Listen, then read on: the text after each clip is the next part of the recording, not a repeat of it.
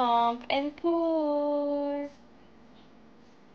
Good morning, guys. Let's do our morning pump and pour before eating sa buffet.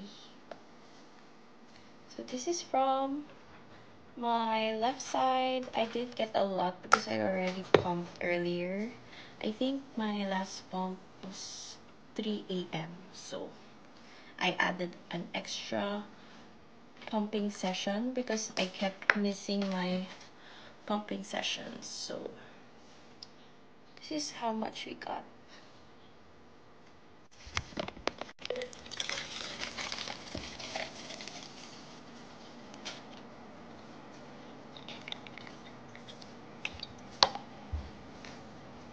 Other side. 11 ounces plus a little bit more.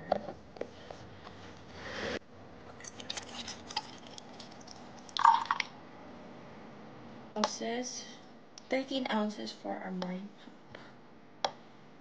I will hand express pa to make sure pa. Anyway, have a great day, everybody.